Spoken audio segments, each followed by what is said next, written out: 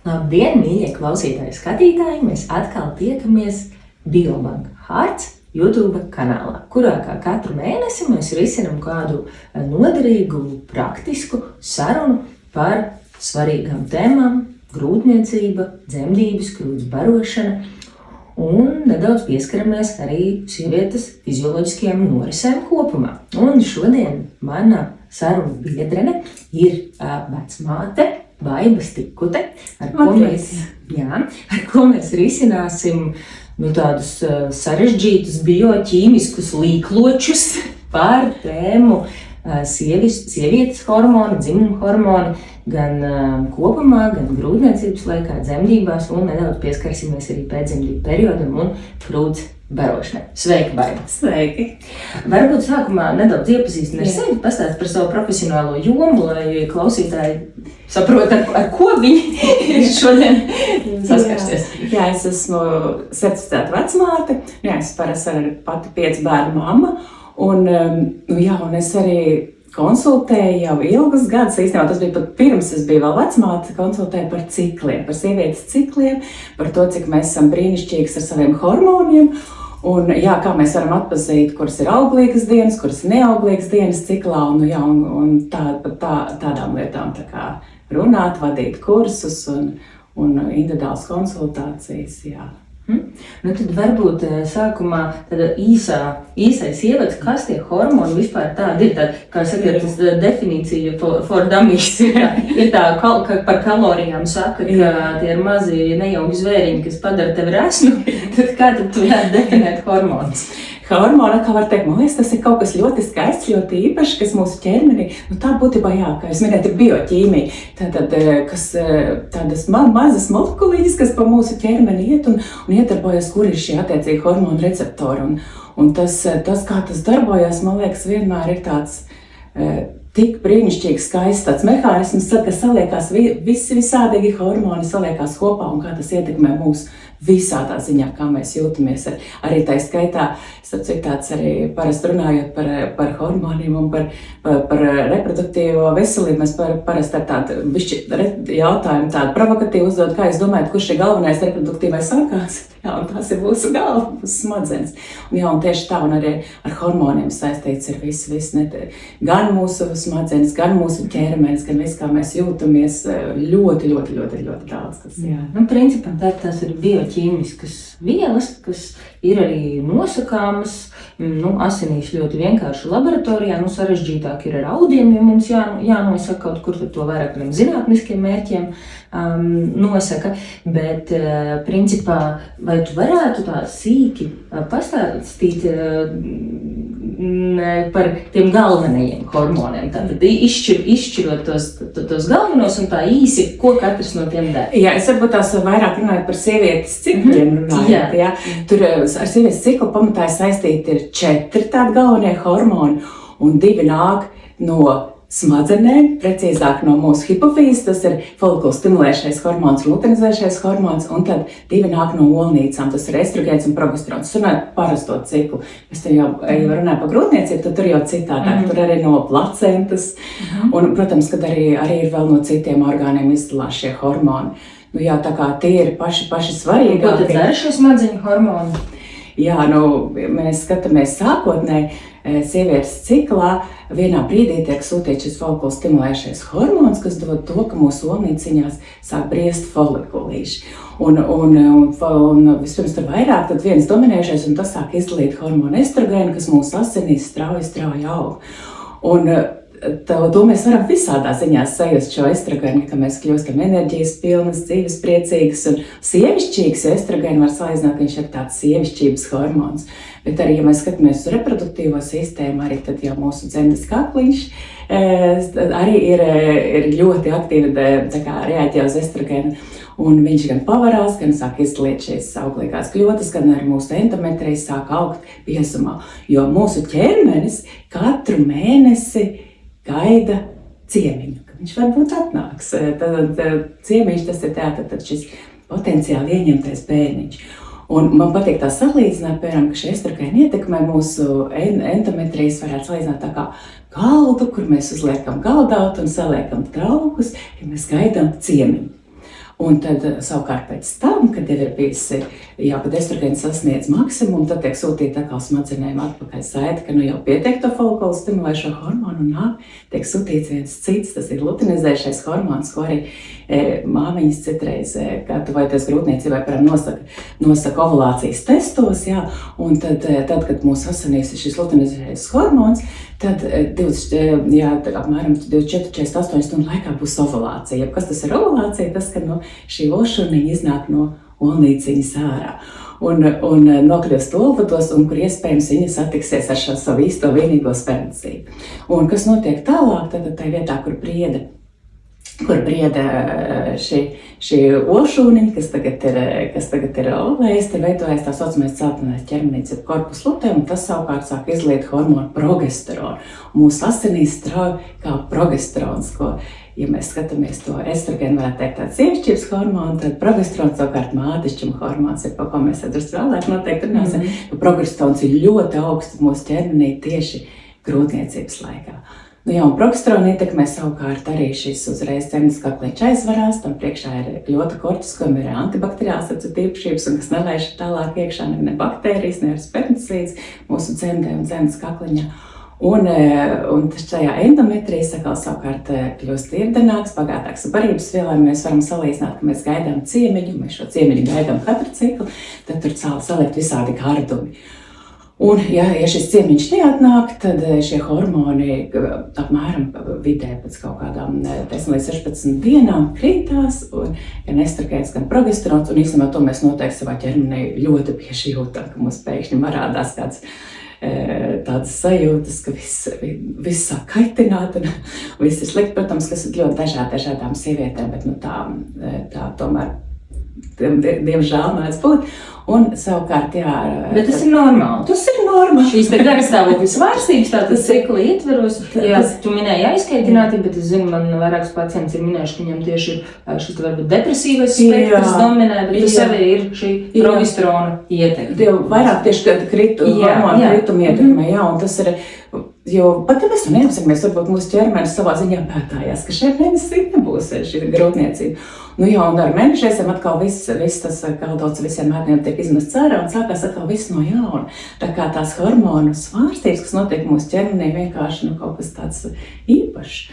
Un arī hormoni ietekmē arī otrādi mūsu smadzenes, un, teiksim, mūsu neirotransmiters. Tas man liekas tā ļoti, ļoti interesanti, ka, piemēram, arī tos gan estrogēns, gan progesterons ietekmē, un piemēram, tas pats glutamāts, kas ir dod, ka mēs labi tur varam mācīties, darīt tādas visādas svarīgas lietas, viņš ir tieši vairāk rieģi uz estrogēnu. Estrogēnu ietekmē viņš ir augstāk, un līdz ar to tad arī tā estrogēnu fāzē mēs varam daudz vieglāk darīt, kā mācīties un kaut ko jaunu apgūt, darīt visādas lietas.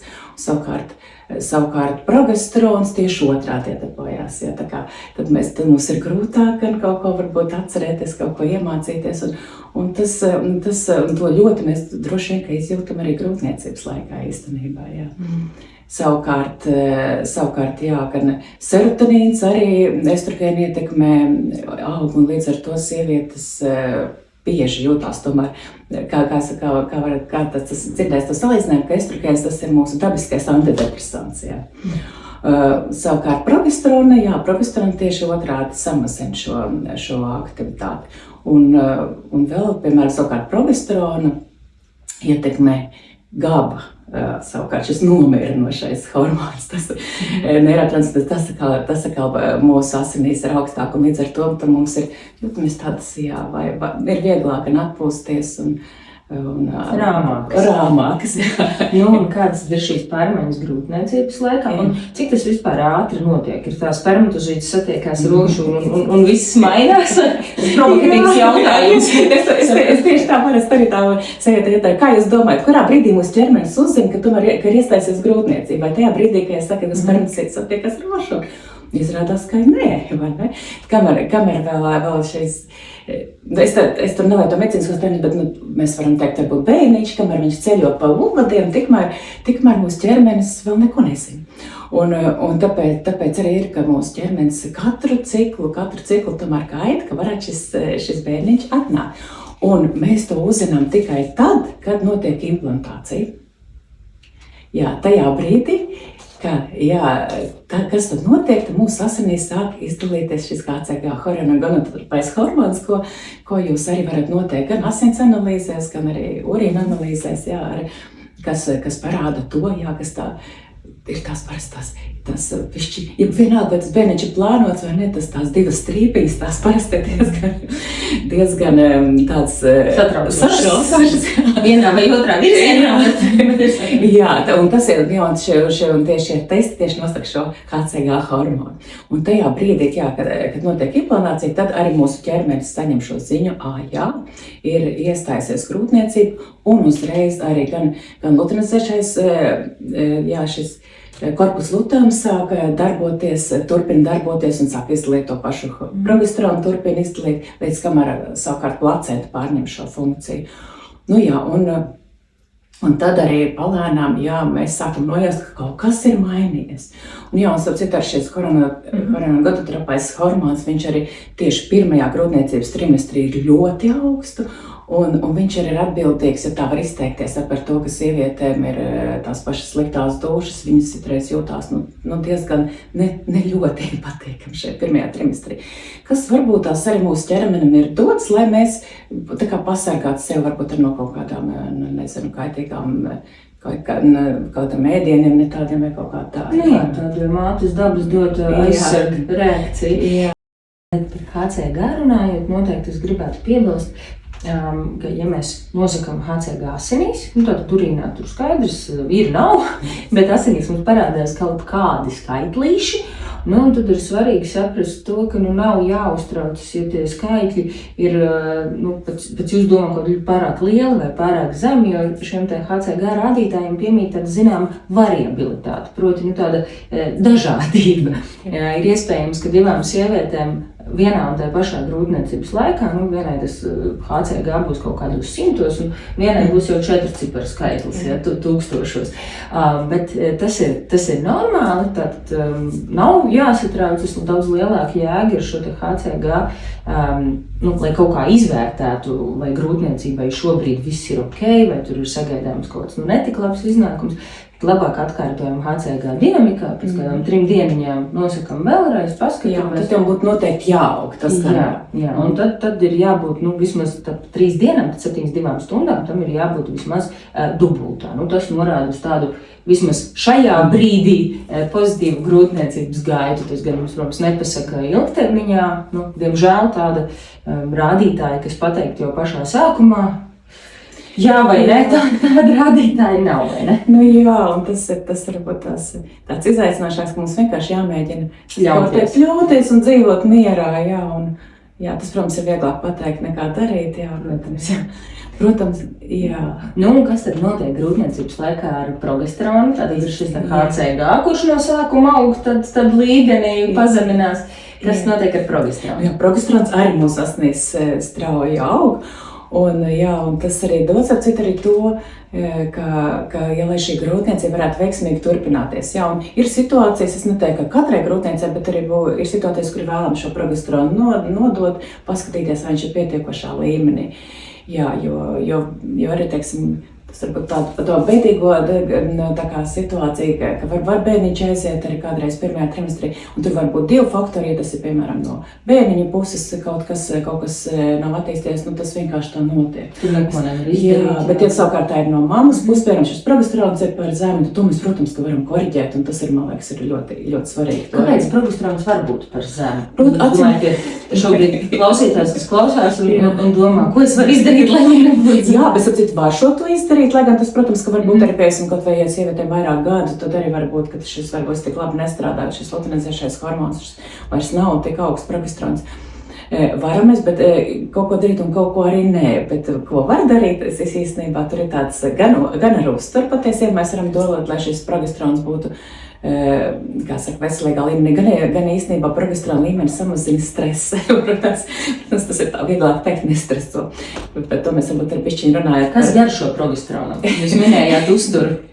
Jā, progesterono īstenībā garšo tāds vairāk tas kaut kas dzeltens. Es esmu lasījis, ka tas arī īstenībā ļoti labi, bet arī tās cikla fāzēs, tā kā arī skatīties to kas varētu, kā zināt, tāds pat zeltuma ķermenīte, kā arī, teiksim, tie paši ķirbi, tāpat tās, būtībā visāda veida dārzeņi. Arī, jā, tā kā tur ir diezgan daudz, kas man ir ļoti svarīgi, lai mēs skatoties, lai tas pats omega-3 būtu. Es tieši gribēju teikt, ka visiem hormoniem ļoti patīk taukskābes. Jā, tas ir ļoti svarīgi. Tauki, ekstra virģina olīveļa, traknās zivis. Dzeltenis gluži nav, bet ir oranžas. Un ar oranžās, jā. Tas ir šeit labās omegas, tas ir ļoti nozīmīgi jebkura hormona produkcija. Jā, un tad, protams, arī D vitamīns un miegs pietiekoši fiziskās aktivitātes. Tas ir tas, kas īstenībā ir saistīts ar visu mūsu veselību, un tā skaitā ar hormonālo. Bet tālāk runājot par progesteronu, jā, ka viņš īstenībā grūtniecības laikā ir ļoti būtisks, un progesterona ietekmē, ko es varbūt nemanēju runājot par ciklu, arī aug ķermeņa temperatūra, un to citreiz sievietes var novērot, vai tik mēs neesam saslimusi, kāpēc man tā temperatūra kaut kur pie 3-7 grādi, ka ļoti bieži arī progesterons ir tas, kas šo temperatūru arī paceļ. Tāpēc šis temperatūras simptoms arī tas, ko cikla laikā var novērot ļoti labi, kad teiksim, tas viens no tādiem papildus tādiem apliecinājumiem, ka ir ovulācija, kad šī ķermeņa bazālā temperatūra ir zemākā līmenī, pēc tam viņa aug. Un ja to viegli var atcerēties, ko dara vistiņa, viņi grib izparēt no oliņas cālīti, viņi tur siltumu. Acīm redzot, arī mūsu ķermenim ir svarīgi, ka ir šis nedaudz augstākā temperatūra.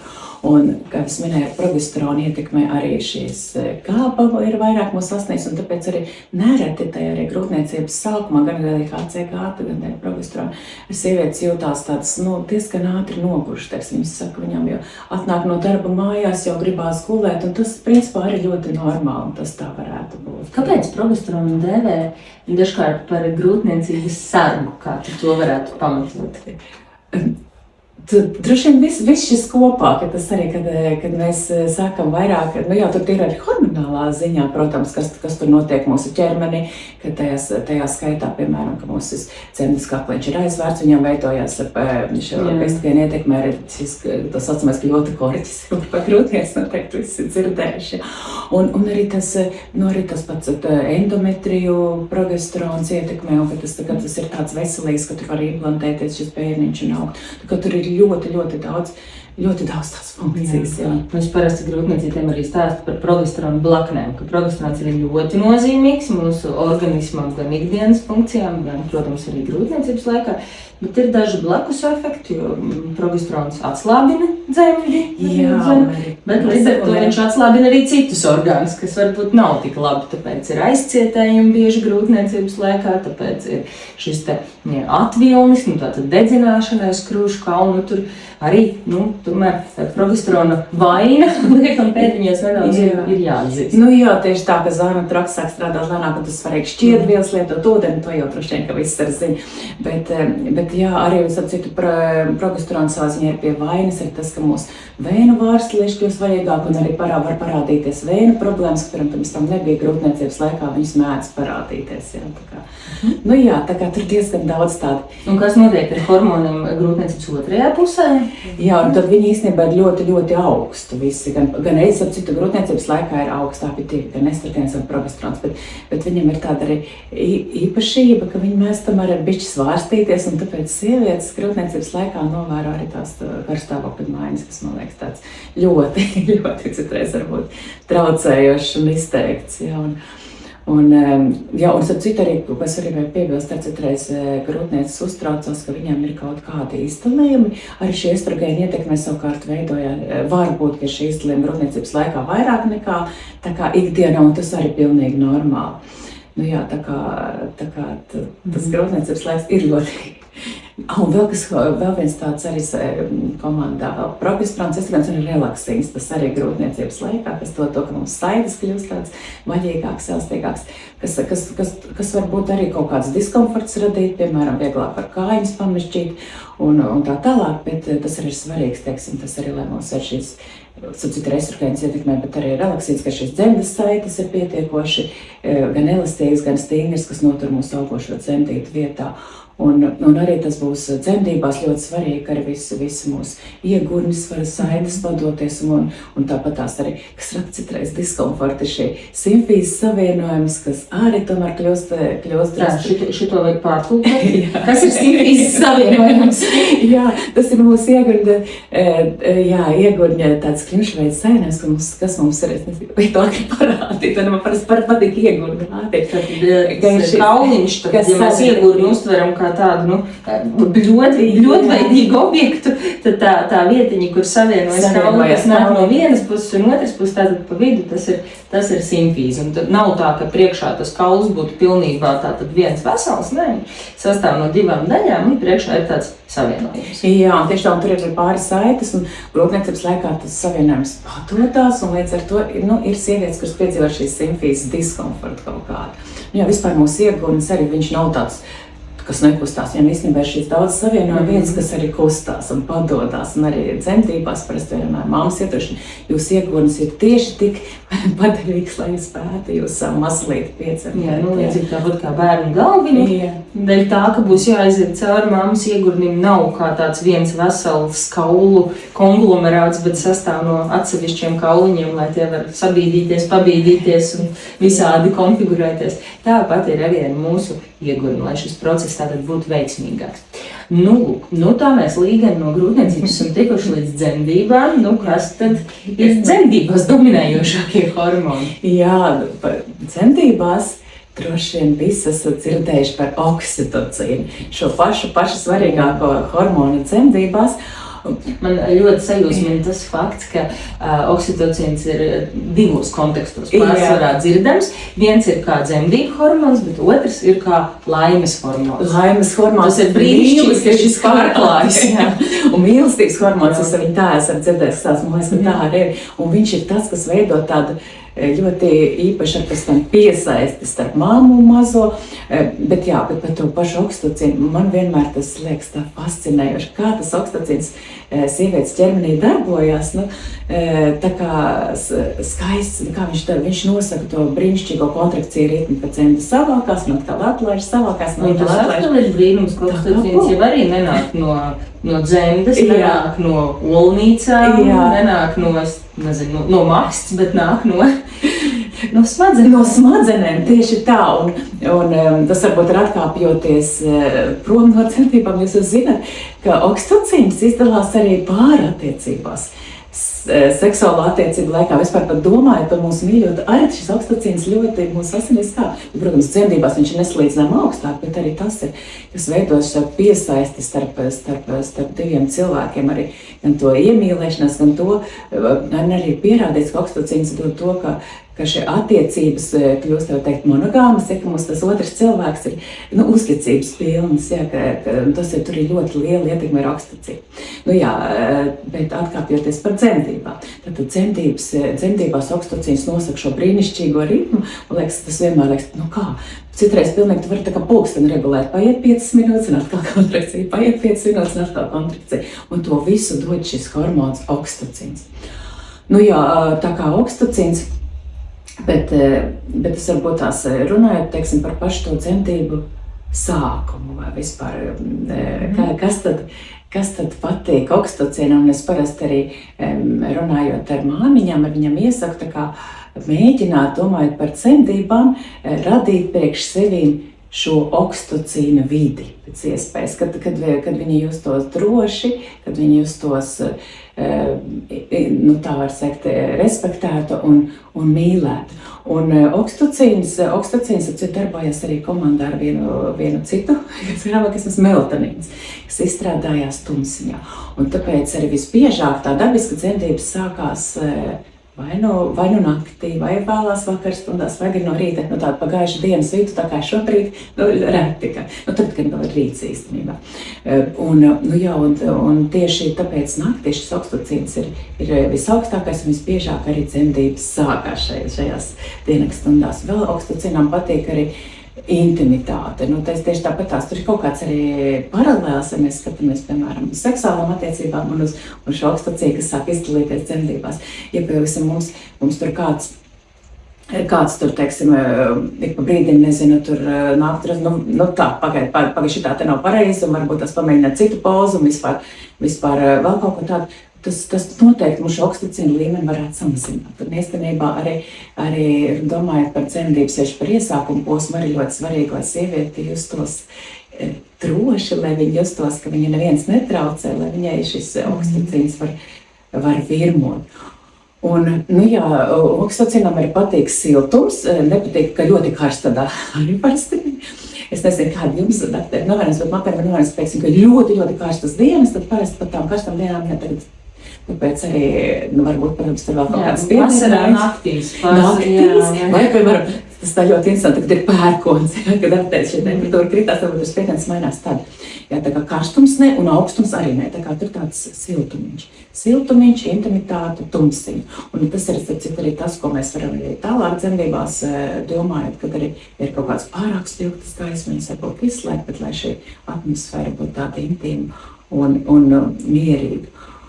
Un, protams, ja mēs skatāmies arī runājot arī par attiecībām ar mūsu mīļoto, tad arī dzemdībās patiesībā okstacīna palīdz celt visu, ko mēs iedomājamies saistībā ar romantiku, mīlestību, bučas, klāsti.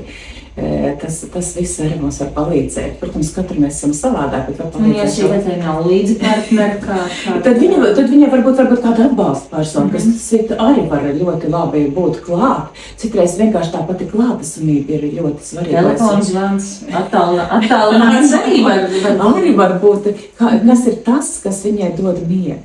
Un, ja mēs skatāmies tīri tā jau, var teikt, no fizioloģijas viedokļa, ko dara tad okstacīns jau domājot par dzemdībām, viņš tātad vairāk iedarbojas ar dzemes garnisko muskultūru un arī lēnām tātad īsina, mīkstina var vaļā dzemes kakliņu.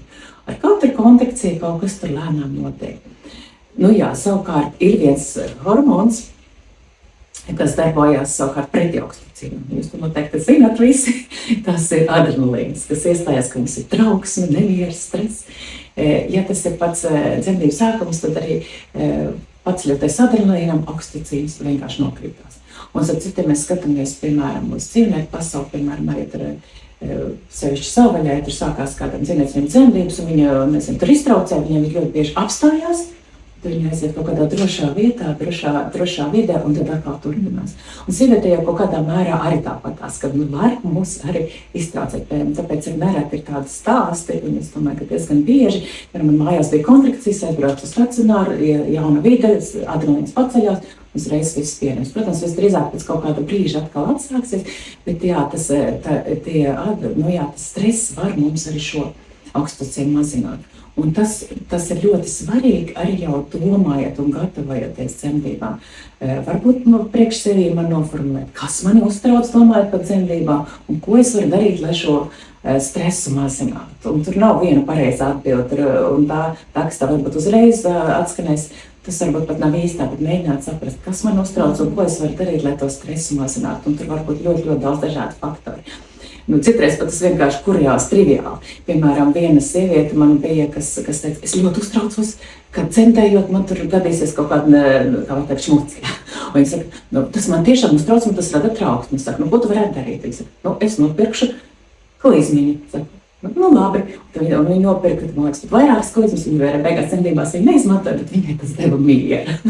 Labi, tas varbūt tā bišķi triviāli, bet īstenībā varbūt tāds arī vienkārši lietas, kas man šo adrenalīnu un stresu samazina. Jo, ko dara adrenalīns, viņš mums dod šo pirmkārt, viņš darbojas ar dzemes cirkulāro muskultūru. Mums sašaurina asins vadu. Jā, mums ieslēdz cīnīs vai beidz, un dzemdībās jau īsti nedara viens no otras.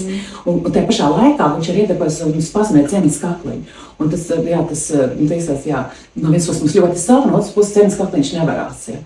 Un to es to nestāstu, teiksim, vai arī kā stresināt tieši otrādi. Tā kā pārdomāt, kas ir tas, kā mēs varam savu oksitocīnu dabisko celt un adrenalīnu samazināt. Un ja jūs pēc tā dabas esat varbūt tāds stresants cilvēks, kam ļoti ātri no tādiem maziem kairinājumiem izdalās adrenalīns, varbūt ja jūs to laicīgi jau spējat pati sev atzīt un nokonstatēt, tad vēl ir laiks līdz dzemdībām kaut kā ar to strādāt. Varbūt apmeklēt kādu kognitīvu behaviorālo terapeitu, iemācīties šo stresu novirzīt tādā, izstrādāt, teiksim tā. Tas var praktiski palīdzēt dzemdībās. Jā, tas ļoti var palīdzēt un īstenībā arī ļoti svarīgi, piemēram, lai partneris ir arī mierīgs, jo to es arī patiecījos.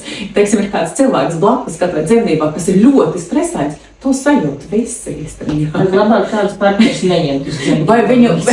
Vai viņu, lai arī viņš ir gatavs un, teiksim, var atbalstīt, jā, protams, ir dažādi, jā, ir citreiz, ka tiešām liekas, ka tas sievietē rada papildus stresu, jā, bet būtiski, ka citreiz, piemēram, ja esmu no vecmātes viedokļa, tas parasti mēģina to otru pusīti kaut kā jēgpilni nodarbināt, viņš jūtās vajadzīgs. Un tad līdz ar to viņam arī tas stresiņš ir mazāks un viņš jūtās. Bet, es vienmēr arī aicinu sievietes kritiski izvērtēt. Es saprotu, ka partneri ņemšana līdz dzemdībās varbūt daļai ir arī tāds sociālais spiediens. Ka liekas, ka ja tev nav partneri līdzi, tad tev kaut kāds, kas ir neizdevušās attiecības vai kaut kas tāds. Nē, tā nebūtu nav. Ir tiešām kritiski jāizvērtē. Tam nav nekāda sakara ar jūsu attiecībām kopumā, bet dzemdībās tomēr ir cilvēki, kam tas ir piemērotas situācijas un ir kam nav. Jā, kas varbūt viņš tālāk minēšu, varbūt tās man liekas, ka ļoti svarīgi, ja arī vien ir iespējams tieši tā jūs dzemdībās, kā jūs sajūtat, kas no manas puses liekas vissvarīgākais, lai sieviete jūtās droši un labi, ka tad, kad ir mazais klāt, tad gan būtu ļoti labi, ka tas tētis būtu klāt, ja viņš atkal saņems tos visus hormonus un viņam veidosies ļoti, ļoti īpašs kontakts ar to mazulīti. Jā, tā kā. Un vēl kā ar prostaglandīniem? Jā, tie arī ļoti svarīgi. Īstenībā tur atkal ir tie, kā palīdz ar šīm dzemdas kakliņiem arī gatavoties un patiesībā arī šī tuvība, arī seksuālā tuvības laikā arī spermā šie prostaglandīni, kas izdalās un kas arī mīkstina un gatavo dzemdas kakliņu. Tas ir vienīgais no tādiem dabīgajām metodēm, kas ir arī tas, ko mēs devām par evidence-based, jeb šo zinātniski pierādītu, kas tātad varētu potenciāli samazināt iespējamību, ka dzemdības tiks ierosinātas dēļ tā, ka šis grūtniecības laiks ir krietni pārsteigāts. Tātad dzimumdzīve sevišķi grūtniecības beigās ar spermas nokļūšanu. Jā, tāds noteikums, ka tai spermai ir jānokļūst uz dzemdas kakliņa. Tiešām var būt kā tāds efektīvs profilaktisks pasākums pret dzemdību ierosināšanu. Bet te pašā laikā nesatrauties, ja, piemēram, tas bērniņš vēl nav gatavs dzimt, un tad tas nebūs tā. Nebūs tā, ka tas ierosinās dzemdības. Tas tāds zelta vidusceļš. Bet te pašā laikā tas mīkstina šo dzemdas kakliņu gatavo dzemdībām, tāpēc tas, man liekas, ļoti, ļoti būtiski. Un prostaglandīns ir arī tas, kuru ķīmiski izmanto tieši, lai ierosinātu dzemdības, ja tas ir vajadzīgs. Es vēl neminēju par vēl vienu svarīgu lietu, kas tajā brīdī, kad oksitocīns mums asinīs strauji kāp, tad citreiz sievietes, piemēram, arī tā dzemdību iešaupošanās posmā, viņas, tas ir grūti, un kā es ar to vispār tikšu galā, un tā. Un tā vienā brīdī, tā kā oksitocīns sāk ļoti strauji asinīs kāpt, ka ir ļoti aktīvais šī dzemdību posms, mūsu asinīs sāk strauji izdalīties endorfīni. Šie laimes hormoni, dabiskie atsāpinātāji, kas dod to, ka mēs tomēr tam kontrakcijām varam iziet cauri, ka mēs varam, un īstenībā sievietes skatās no malas, kas dzemdē, viņi bieži izstāsta par tādu kā drusku noreibus, tādu laimīgu, pilnīgi tā kā citā pasaulē, var teikt, tā iegājas. Ja. Un tas endorfīni, man liekas, ka tas dod to, ka pirmkārt mums arī pēc tam, kad mazais ir piedzimis, arī tāda, vienkārši tāda neaprakstām laime.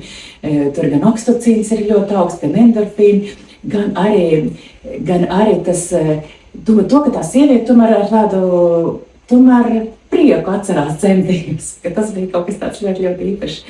Ļoti īpaši un skaisti. Un tad endorfīni izdalās, piemēram, mēs kaut ko garšīgi apēdam, bet daudz vairāk viņi tiešām arī tā citās dzīves posmos pie augstām fiziskām slodzēm izdalās, teiksim, arī kas ir skrējuši, varbūt nezinu, sportojuši aktīvi, var, ka zināt, ka tad vienā brīdī liekas, visas vairs nevaru, man vairs nav spēku, un tad pēkšņi nāk šie otrā elpa un endorfīni ļoti augstu, un mēs varam pilnīgi lidot. Un tas pats arī ir dzemdībās, jā, ko mēs varam piedzīvot. Un varbūt vēl pašā par dzemdību noslēgumu runājot par šo iztumšanas fāzi, tātad šajā atvēršanās posmā ir ļoti svarīgi, lai mēs ļaujam šiem oksitocinām virmot, lai mēs esam pēc iespējas, mums vairāk izdodas atslābināties un ļauties, jo tās dzemdības arī skaistāk un mierīgāk ies uz priekšu. Savukārt, šajā iztumšanas posmā atkal ir svarīgs, ka tas ir pilnīgi dabiski, tajā brīdī, ka mazais sāk virzīties uz leju, viņš mums tur sāk spiest uz mūsu šiem visiem pamatnes tiem muskuļiem. Mēs jūtam, ka tas sajūts ir diezgan spēcīgs. Mūsu asinīs sāk dabiski izlieties adrenalīns. Un tas atkal tajā brīdī ļoti vajadzīgs. Mums pēkšņi parādās tāds spēks un tāda enerģija, ka mēs varam to savu mazliet piedzemdēt. Un to saņem arī mazais, un mazais arī tajā pēc tam, kad viņš jau ir piedzimis, tās pirmās stundiņas ir ļoti aktīvas. Un tas arī ļoti tāds, man liekas, vajadzīgs un svarīgs aspekts. Jā, kad nav labu vai sliktu hormonu, katram hormonam ir sava vieta. Jā, un tas ir atkal šie visi, gan adrenalīns, kas ir mazulītim un mammīte, un endorfīnu, oksitocīns, atkal to ļoti īpašu iemīlēšanos un piesaist, un ka mazais ir ļoti aktīvs pēc dzemdībām un veido arī šo kontaktu ar mammīti, ar tētis turpat blakus. Un tas vienkārši apbrīnām, cik viņš ir tāds. Un kādi hormoni būtu svarīgi krūts barošanai? Un krūts barošanai, jā, tad tas pats zīdot mazliet izlās pats prolaktīns, kas arī nāk no hipofīzes un kas savukārt dod to, kad vēl tie pārējie cikla hormoni mums vēl ir zemu labu laiku būs, un prolaktīns un oksitocīns, tas pats oksitocīns, kas arī dod ļoti īpaši iemīlēšanos starp māmu un mazuli. Kā mēs šajā brīdī varam stimulēt šo hormonu izdevu, lai veiksmīgāki noritētu krūts barošanu? Arī tas pats, ka mēs dodam mieru, mēs dodam laiku, lai mammīte var veidot šo kontaktu ar mazo atbalstam, viņu ir vajadzīgs palīdzam.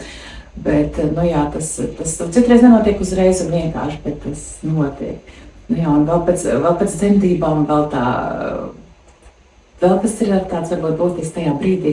Sākumā mums ir ļoti daudz ar šī endorfīnu, mēs jūtamies, mums ir daudz enerģijas, bet tad ir svarīgi šo prieku, un citreiz māmas domā, es piedzemdēšu, tad gulēšu, bet īstenībā miegs arī nācija, kā saka, viņi priecājas par savu mazo. Un tad ir svarīgi, ka mēs šo enerģiju izmantojam tieši to, lai veidot šo zīdīšanu, šo piesaisti ar mazo, nevis mēģināt, kaut kā citas lietas darīt. Un kas gan vēl ir, ko sievietes piedzīvo ļoti, principā visas piedzīvo, bet cits savādāk, cits to emocionāli, ir kaut kāds brīdis, ka šie hormoni sāk kristies. Tas ir kaut kādā parasti 3. 4. dienā, kad visi hormoni sāk kristies, un būt, kā var to teikt, reiz raudumās dienas. Tas, ko šobrīd populāri literatūrā dēvē par baby blues. Jā, it kā viss ir labi, bet raudiens nāk, un tad es par to iepriekš runāju, māmām ir svarīgi, teiksim, parūpēties par viņiem fizioloģiskiem, bet jūs varat arī paskumt, jūs varat.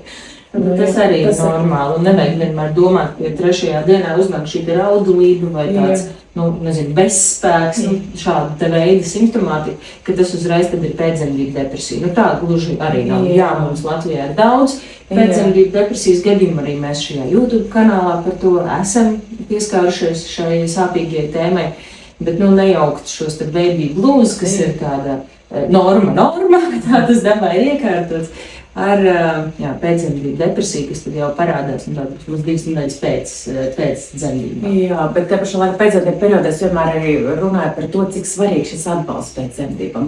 Un mammīte, lai viņi nedarītu neko citu, bet rūpētos par savām fizioloģiskām pamatvajadzībām. Tas ir paēst, pagulēt. Jā, katru nākamo bērnu tas ir aizvien grūtāk un grūtāk. Jau pat minēt, kas 5 bērnu mamma, tad es pieņemu, ka katru tas ir tehniski. Bet ar katru nākamo iemācīs tomēr to menedžēt un arī saprast, ka arī nekautrēties, arī palūgt palīdzību, nekautrēties arī, ka es netieku ar visu galā. Tas ir normāli, ka mājās citreiz haoss ir. Nu, tas ir tāds ļoti svarīgs aspekts. Nu, jā, parūpēties par to māmu, un tad arī mammu par sevi, un tad arī ir daudz mazāks risks šīm pēcdzemdību depresijai, ja viņi parūpēs par savām tām fizioloģiskām pamatvajadzībām, kas ir vieglāk, protams, runāt nekā darīt. Jā, un savukārt vēl, kas ir tāds, varbūt arī pēdējo, kas gan minēt par to, ka dēļ tā, ka pēcdzemdībās savukārt gan estrogēns, gan progesterons ir ļoti zemu, savukārt varbūt mums ir šīs sajūtas dažādas, piemēram, tā skaitā ir, ka es minēju, ka, teiksim, grūtniecības laikā ir šīs sajūtas, tur lejā mums tur būtu izlīme, mitrastē tieši otrādi pēcdzemdību laikā tur ir ļoti sauss, un tas, teiksim, varbūt savā ziņā arī izaicinoši, mēs domājam par jau pēc tam par pirmo tuvību pēc dzemdībām, jā, tas ir atkal tas, kas ir jāzina un jāpieņem, nu, kad tas tā ir, jā.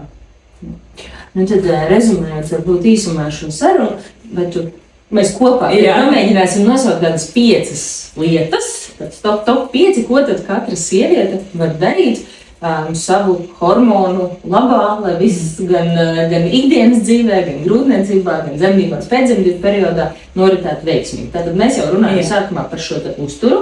Jā, tas ir ļoti svarīgs. Antioksidanti, šķiedrvielas, dzeltenā oranžā pārtika, omegas. Jā. Tā, kas vēl? Tad, protams, arī pilnvērtīgs miegs, cik nu vien tas ir iespējams. Mums ir svarīgi gulēt tumsiņā, tas arī tas progesteronam patīk. Un melatonīnam, un es tikko atcerējos, ko es nesen uzzināju no miega speciālistiem, kad ļoti populārāk aptiekās ir pirkt melatonīnu, bet biežākā kļūda, ko dara, izdzer melatonīnu tableti un tad sāk skatīties telefonā. Jā. Tas ir galīgi garām, principā jūs šo melatonīnu neutralizējat ar zilo gaismu, tāpēc ir svarīgi izdzert melatonīnu, un kā Baiba teica, tumsa, un mēs gulēt. Tieši tā, un tas ir ļoti svarīgi, tieši, ka tuvēs dzemdībām arī nāk miedziņš, eju gulēt, ja vien iespējams, arī pa dienu, jo vispēc jūs naktī pamodīsties būs dzemdības, jā, tā kā gulēties. Tālāk, 3, sports. Un fiziskās aktivitātes obligāti, jā, tā kā arī grūtniecēm, arī jebkuram no mums. Ja mēs minējam šo pārklāšanos starp laimes hormoniem un tiem reproduktīviem hormoniem, un laimes hormonus noteikti stimulē regulāras fiziskas aktivitātes. Jā, tieši tā.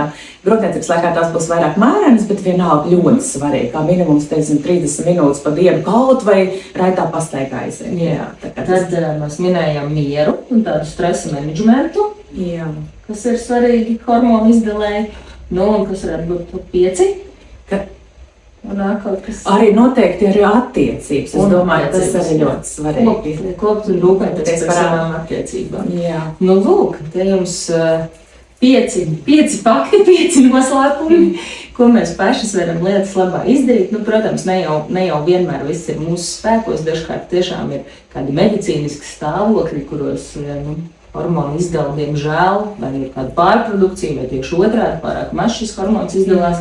Bet 21. gadsimta medicīna, gan vecmātes, gan ārsti ar šo te jums var palīdzēt. Tā, paldies, Baiba, par sarunu. Mēs tevi gaidīsim vēl ar kādu tēmu, ja tev vēl ir kaut kas tāds, par ko tu tikpat entuziastiski un sirsnīgi vēlies mums stāstīt. Un paldies jums par uzmanību un tiekamies jau nākamajā Biobanka Hārts YouTube raidījumā. Paldies!